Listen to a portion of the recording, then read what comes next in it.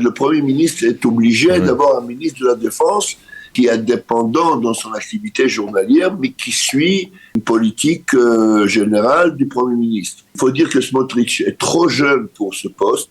C'est un poste, je crois, qui est un des plus durs dans le monde. Il faut ouvrir les yeux et voir un peu le monde, comment il réagit à ce que Smotrich présente. Nous avons le plaisir d'être en ligne avec le colonel Meir Dahan. Meir, bonjour, Boker Tov. Bonjour, Boker Tov. Alors, je voudrais que ce matin, on essaye de séparer en deux parties cet entretien. La première, elle est liée à la formation du gouvernement, les tractations en vue de la formation du gouvernement et cette focalisation autour du portefeuille de la défense nationale avec Bezalel Smotrich qui réclame ce portefeuille à corps et à cri. Et on a le sentiment que Benjamin Netanyahou lui-même n'est pas particulièrement favorable et on comprend que les Américains, eux, sont très inquiets de l'attribution de ce portefeuille à Bezalel Smotrich. Pourquoi, à votre avis, cette nomination pourrait poser problème ? Tout d'abord, il faut comprendre que le ministère de la Défense, c'est pas un ministère comme tous les autres. Là-bas, il y a une vie quotidienne très étroite, très, très profonde, qui demande un professionnalisme beaucoup plus important. N'empêche que il y a déjà eu des ministres de la Défense qui venaient pas de l'armée ou qui n'avaient pas un background de ce genre. Il faut dire que Smotrich est trop jeune pour ce poste. C'est un poste, je crois, qui est un des plus durs dans le monde après le Premier ministre israélien. Ça, c'est premièrement. Deuxièmement, je pense que le ministre de la Défense doit tout le temps rester en partie de la majorité de la coalition dû au fait que le ministre de la Défense est présent en direct, toujours, toute la journée, la politique du parti gouvernant. Oui, mais ça n'a pas toujours été le cas. Israël dépend de beaucoup. Je dis pas dépend, mais en lien avec beaucoup de pays dans le monde, dont le ministre de la Défense et le Premier ministre sont les deux qui sont le plus en contact avec ces pays. On entend, il faut ouvrir les yeux et voir un peu le monde, comment il réagit par rapport à ce que Smotrich présente. Je pense pas que c'est ce qu'on attend un ministre de la Défense. C'est un peu ministre des Affaires étrangères, le ministre de la Défense. C'est un professionnel des Affaires étrangères. Je crains qu'il insiste pour marquer sa place, mais je vois mal que ça va être fait. On se souvient par exemple, il n'y a pas si longtemps que cela, que Avigdor Lieberman, à l'époque où il était bien ancré dans la droite nationaliste israélienne, Avigdor Lieberman était ministre de la Défense, il n'avait pas une expérience militaire particulière, et je ne me souviens pas que ça ait suscité tant de remous. Parce que Lieberman ne présente pas une position radicale comme Smotrich, par exemple, mais c'est un très très bon exemple. Après, lorsqu'il a fini son poste de ministre de la Défense, c'est là où on a compris combien d'accrochage il avait avec Netanyahou, de fait qu'il voulait, selon lui, faire certaines actions que Netanyahou a empêchées. Mm-hmm. Voilà pourquoi le Premier ministre est obligé d'avoir un ministre de la Défense qui est indépendant dans son activité journalière, mais qui suit une politique générale du Premier ministre. Autrement, c'est un accrochage sans arrêt. Et d'ailleurs, ça n'a pas résisté à l'exemple que vous avez donné. Oui, ça n'a pas résisté, effectivement. On rappelle l'opération à la bande de Gaza qu'après un certain temps, Lieberman a hurlé de partout que c'est Bibi qui l'a empêché d'aller jusqu'au bout, etc., etc. Enfin, on a entendu des choses horribles. Est-ce que, par exemple, le fait que les Américains accordent à Israël une aide économique qui se traduit concrètement par une aide militaire de 38 milliards de dollars sur 10 ans, est-ce que ça leur permet justement de dire nous, on ne veut pas un ministre de la Défense qui serait problématique ? D'abord, l'aide économique américaine est basée sur beaucoup d'autres intérêts, et notamment sur une collaboration professionnelle très, très, très, très profonde. La dépendance entre Israël et les États-Unis est mutuelle. Ce n'est pas unilatéral. Et premièrement, ça c'est quelque chose qu'il faut le dire sans arrêt. Et on reçoit beaucoup d'argent des États-Unis. Je vous rappelle que cette fois-ci, Obama a fait à ce que le budget a été énorme cette fois-ci, mais par contre, il n'y a pas $1 qui est réalisé physiquement, en cash. Et il s'agit d'un grand budget d'achat aux États-Unis, ce qui nous oblige à faire beaucoup, beaucoup de concessions. Et ça, c'est par rapport à ce budget. D'achat d'armement militaire, d'armes militaires, c'est cela? Oui, mais on est obligé d'utiliser tout ce budget dans des achats aux États-Unis. Oui. Et on ne peut pas en profiter pour développement chez nous, ou des choses comme ça. D'ailleurs, on a eu il y a 1 an le grand sujet, est-ce qu'ils vont nous aider à financer les roquettes de Iron Dome ou pas? Enfin, oui. Et ça, c'est en dehors du budget. Mais bon, il faut, mais entre autres de raisons de ce budget, c'est une stratégie et une idéologie américaine. Et il faut dire que l'idéologie démocrate américaine ne présente pas tellement l'attitude de Smotrich. Il ne faut pas se confondre. Smotrich, c'est un bon Israélien, c'est un bon Juif, et il ne faut pas aller trop loin à le critiquer. Je ne le critique pas autant que personne. Je critique le fait que on négocie sa position de ministre de la Défense. Ça, je pense que ce n'est pas à sa place. Mais en tant que personne, oui. C'est un bon parlementaire. Et tout le monde a d'ailleurs reconnu que c'était. Tout le monde a d'ailleurs reconnu qu'il avait été un excellent ministre des Transports dans le dernier gouvernement de Netanyahou. Ça, c'est un point. Maintenant, je voudrais...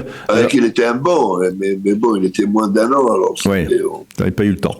Alors, je voudrais maintenant, avec vous, Meir, revenir sur les derniers développements. Alors, les derniers développements sécuritaires, bien entendu, c'est l'attentat de lundi à Ariel, bien entendu, mais c'est un attentat de plus et qui est apparemment commis par un élément, on va dire, isolé, sans avoir été commandité, bien entendu. Mais par contre, il y a des développements que je voudrais que vous nous analysiez, si c'est possible, et qui nous échappent un peu parce que c'est bien loin et on ne mesure pas peut-être leur importance. C'est ce qui se passe dans le golfe d'Oman avec l'attaque d'un paquebot qui appartient à un homme d'affaires israélien, Idan Ofer, par un drone qui apparemment est un drone iranien. Et puis d'un autre côté, ça nous trimballe un peu partout à travers le monde, en Géorgie, une tentative d'assassinat d'un autre homme d'affaires israélien, Itzik Moshe, qui lui aurait été ciblé par les gardiens de la révolution iranienne. Et essayez de nous expliquer qu'est-ce qui se passe là dans tous ces développements là. Alors bon, bien sûr, mis à part la haine pour les Juifs et Israël, il n'y a aucun rapport entre l'attaque d'Ariel et ce qui se passe dans le Golfe avec les Iraniens. Oui, bien sûr. Au sujet des Iraniens, il faut comprendre que ça fait plusieurs années, ça fait, si ma mémoire est bonne, presque 10 ans qu'il y a une chasse entre les services actifs des gardes révolutionnaires iraniennes et les différents services de sécurité israéliennes dans le monde entier contre des cibles israéliennes. Ça s'est passé à Bangkok, ça s'est passé en Afrique, en quelques pays, ça s'est passé aux Indes, ça se passe dans le Golfe, c'est pas pour la première fois, oui. Ça s'est passé dans plusieurs endroits.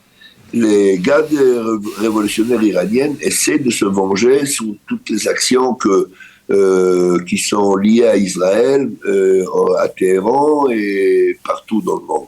Ça, c'est premièrement. Donc, ce qui s'est passé en Géorgie, ça fait partie de cette lutte.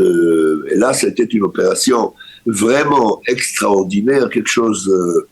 c'est une opération dans laquelle les Iraniens ont investi des moyens extraordinaires en budget, en éléments, en personnes.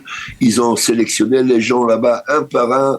Ils ont monté toute une opération, mais hyper secrète, hyper méticuleuse. Et du coup, il s'avère que Israël a su toutes ces choses. D'ailleurs, c'était pas, il y avait pas que Itzik Moshe, il y avait quelques personnages là-bas en Géorgie israéliens qui étaient ciblés. Et depuis le mois de août ou juillet, ils étaient tous avertis. comme quoi ils font cible des Iraniens, et quelques-uns d'eux sont revenus en Israël, par Itzik Moshe par exemple, et les autres ont été entourés des gardiens, etc., etc.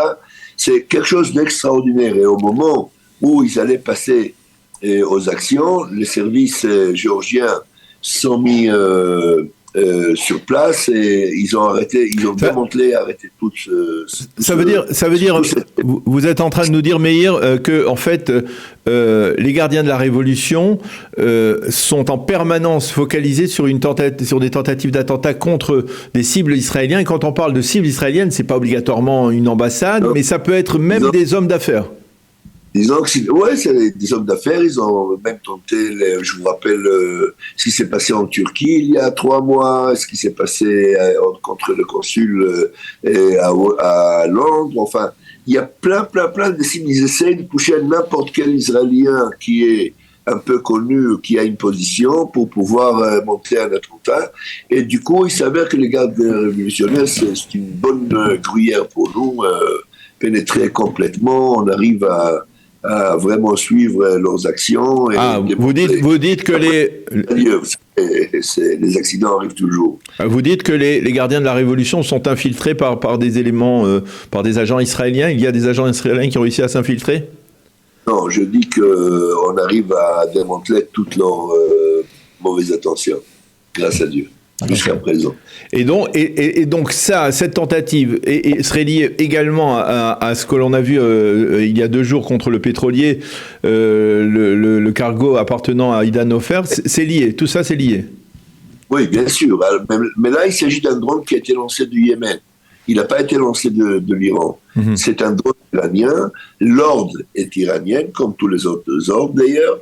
Mais c'était lancé du Yémen et c'était vraiment une action pauvre, une réaction émotionnelle en vue de démantelage en Géorgie. C'était un complexe de plus. Vous savez, il y a quelques mois, il y avait le lieutenant-colonel Assayad qui a été éliminé en plein Téhéran. C'était un très haut placé des gardes révolutionnaires. Et cette personne, on se demande pourquoi elle a été ciblée à Téhéran en plein jour d'une façon tellement exemplaire. C'est cette personne-là qui était physiquement en Afrique avec toute son équipe pour chasser des cibles israéliens, pour faire des attentats. Il les a laissés tous derrière lui en cadavre.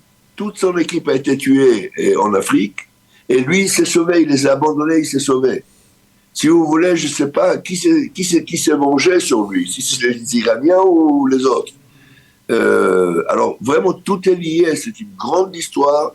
La planète est très, très petite par rapport à ces histoires-là, parce que vraiment, ils sont partout et la lutte est quotidienne, journalière, d'une façon... Et grâce à Dieu, jusqu'à présent, avec grande réussite.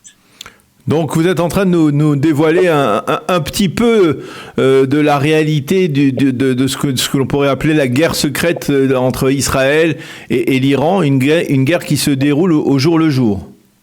Ouais, la guerre continue toute la journée, tous les jours, toute la journée, chaque seconde de la journée.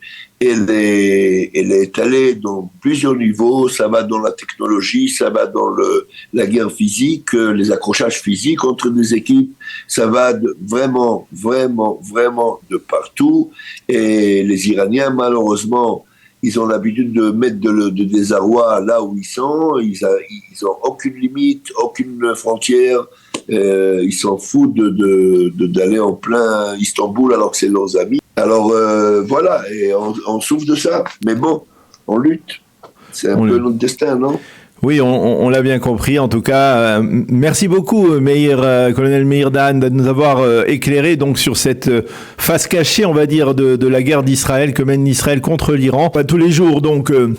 Des éliminations visibles, mais il y a également donc des répercussions, un combat des services de renseignement du Mossad israélien, bien entendu, au jour le jour contre les tentatives d'attentat des Iraniens contre des cibles israéliennes. Merci encore, colonel Meir Dahan, d'avoir été avec nous aujourd'hui. Bonne journée, à bientôt.